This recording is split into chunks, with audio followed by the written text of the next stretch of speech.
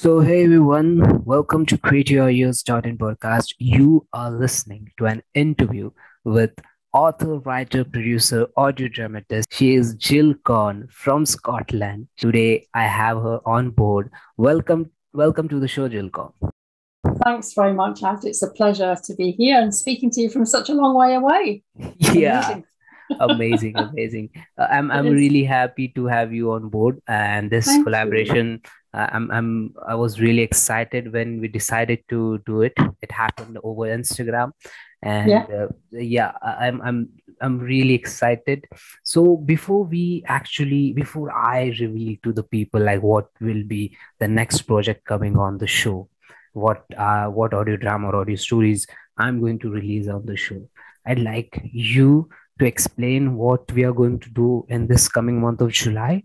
But before we actually do that, please introduce yourself to all our listeners, like who you are, where you come from, what's your story. So, Okay. Thank you. Yeah. Thanks for the opportunity. Well, my name is Jill Korn. I live in the west of Scotland, although I am actually English. I came to live here about 40 years ago, and my oh, children were very small. Uh, where I live is about 20 miles south of the city of Glasgow. So mhm. I live not far from the seaside and not far from the big city. Okay. With Can you hear me? Okay. Yeah. Um, and yeah, I live with my husband, who's very patient with all of my writing, and with a very lazy cat, and they're both sitting out in my garden as we speak just now. In the growing up in school phase, how were you Ah, in that period? I have always loved telling stories. So I can remember as a very small child, before I could even read, I think, and certainly before I could write, being fascinated by the story of Peter Pan. And I remember sitting in a classroom at school, um, pretending to be Wendy and telling stories to the other children Wow. about Peter Pan. So I was very, very small, very young. My parents, I grew up in Birmingham, in the Midlands of England, and every year my parents would take me to a pantomime. Oh, I don't know if you have pantomimes. Do you have them in India? no. Ah, well, a pantomime is an amazing piece of theatre. It's singing, it's dancing, it's stories. You have similar things. Okay, Everybody we has have similar an things. Indian theater, but it's not that like in Indian theater, the atmosphere is different. We have the similar things, but the other things are pretty different here, which we call as in folk. What we say is like folk theater, if we can say that. Yes, Yeah, yes. yeah, the formats are different, but what you're saying is there. I think folk theatre is, it just goes on, doesn't it? It Yeah, just lives on. yeah. And so as a child, I was intrigued by this. I loved it. I wanted to be on stage with everybody singing and dancing and listening to these old stories that are Yeah. told and retold over and over again. So, yeah, stories are a big part of my life. My family all told stories. My grandparents, my parents, everyone told stories. Wow, that's amazing. So I see that the genes are following up, and now you are telling the stories in very modern and very creative and quality way. So now we jump on our particular topic that we are collaborating for. Please tell us about these stories. In short, what the listeners are going to experience, and what are we going to do? Many people have heard of the French singer Edith Piaf. She was very popular in the middle of the 20th century, and people still listen to her music today. If you look on YouTube, on her, she gets thousands and thousands of hits. So although she's been dead for a long time, people are fascinated by this woman's songs, which are all about living in poverty, living in Paris, being in love, and losing loves. Mm. And a lot has been written about her. Plays, films have been made about her and her extraordinary life. But there's one biography which is often ignored, and it's written by a woman called Simone, who claimed to be Edith's half sister. She wasn't actually her Okay. half sister, but Oh. she claims to be. Oh. And so she tells the story of how Edith Piaf was investigated after World War II for supposedly collaborating with the Nazis during the occupation. So we are in the period 1940 to 1945, Something like during, that. yeah, Yeah. aftermath of the World War. And the story also revolves in between the period of the World War, where she also sang for Nazis when Nazis actually occupied the France. And that is the period that we are actually going to know that she sang for Nazis, but other singers did. And they suspected that Edith PF was also involved in, like, she was supporting the Nazis, and that's where the investigation came in and took in place. Okay, so that's where we are going to unfold what happened in that investigation. Was she a traitor? So the topic and the title and the story that we are going to deliver on 2nd of July is, was Edith PF a traitor? And it will be done in two parts. It involves 7 to 8 international actors who are doing this beautiful job in this whole audio drama, which is directed, produced, and written by you. Now, I don't want to put out much about this whole thing in general to the public. They have to discover it when it goes on. But till the moment, I'd like to know how this story came in your mind. Why did you write down this story? Like, there's a motivation, there's something that writer needs, that they get hooked, and they okay, I have to write this down. And then there's a thing that, okay, I have to produce it, because it's not just writing, it's actual production, getting guys, getting people, hiring them. So the energy doesn't end up only on writing. It stays there till you finish the product, till you finish the final recording, make it proper with editing, all kind of. So it's a long journey. So what was the reason? Why did you decide it? I want to know the story behind the story. Yeah, you're absolutely right. It's something, it's a story that hooks you in and it stays in your mind. And this one has stayed in my mind for decades, actually, because when I was a teenager and I was learning to speak French, I became intrigued by this woman's songs, which were not fashionable at all. I mean, I grew up in the 1970s and we had lots of pop music of our own. So I would be listening to this music from the 1930s and 40s.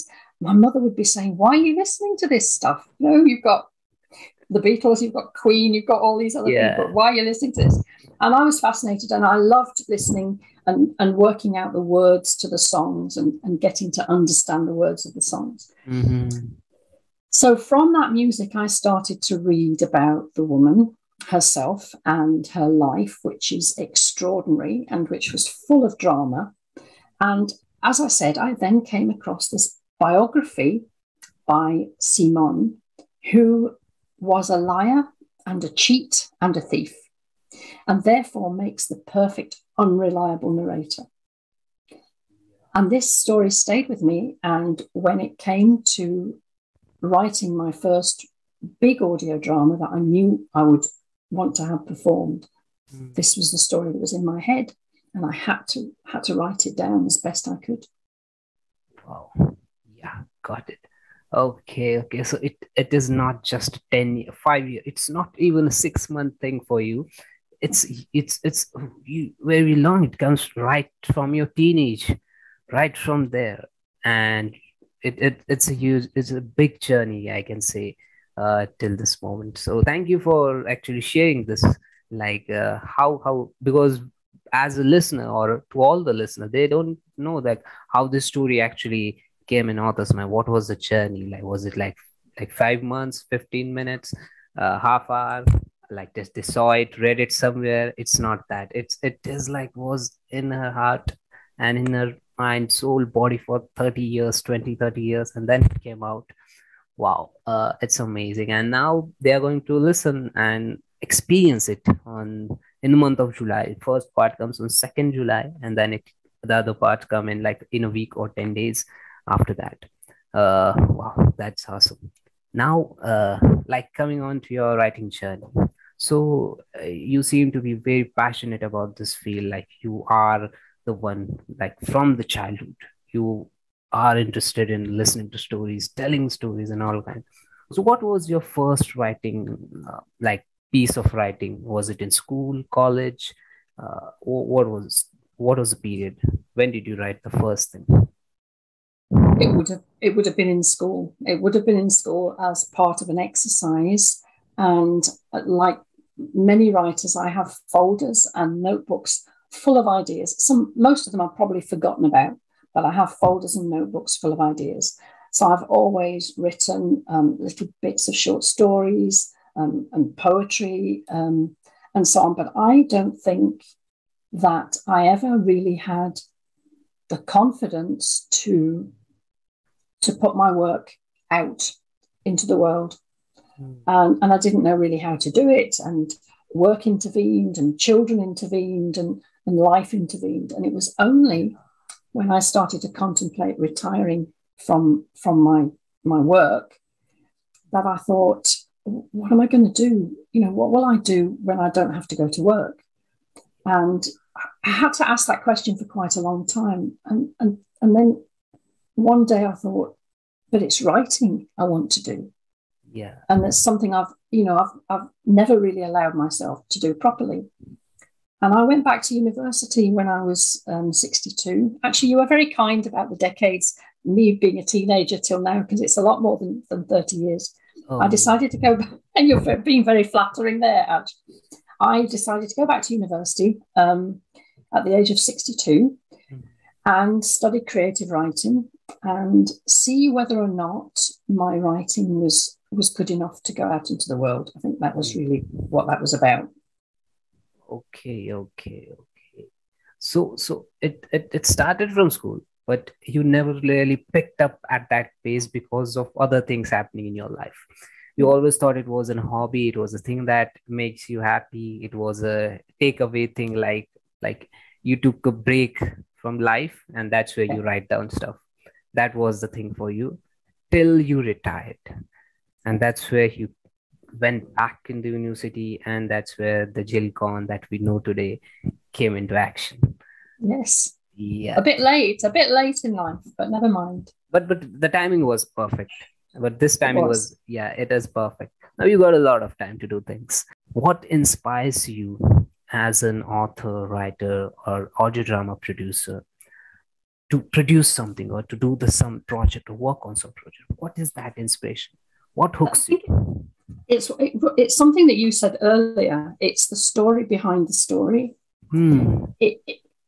It's looking, because most of my audio dramas, I suppose, well, not all of them, but many of them are based on historical characters, people who really existed in the past. You've seen, what I've written. So Piaf, Bluebeard, Robert Burns. I've just released a play, and we can talk a bit about later about Robert Burns. And I think what intrigues me is that we have the famous person, we have the image of that person, and we have the stories that are well known. But behind that, we have real life. We have stories that are not so well known. We have aspects of that person that perhaps hasn't really been brought to light. And that's the bit that really interests me. That mysterious hidden part of famous people that we haven't maybe seen in before, Yes. That's what hooks you up, that excites you. Like they have very famous lifestyle, life structure, they have everything that people can look up to, but there's something that they don't want in their life, but it's still there in their life. Who inspires you as a writer, as an author? Like whose work do you admire a lot? Like, oh, she is amazing, or oh, this writer is amazing, I love their work. As a fan, what is that for you? Do you know, this is the most difficult question to answer, because I read all the time, and I read some really great books and I read some not very great books, and life goes by. So I had to really think about this one. I studied English and French when I first went to university. And what I love about a really good author is that they can use very simple language and express very complex or deep ideas. So if we're looking at classical writers, let's say the 20th century, then one of my favorites would be John Steinbeck, the American author, who wrote Grapes of Wrath and East of Eden and so on, and whose language is very simple, but whose ideas which lie behind them have layers and layers of meaning. So I love John Steinbeck.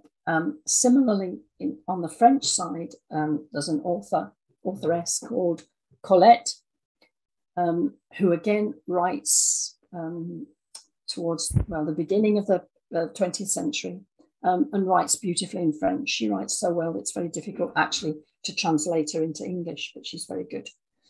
But if you're looking for modern authors, there are dozens of really excellent modern authors.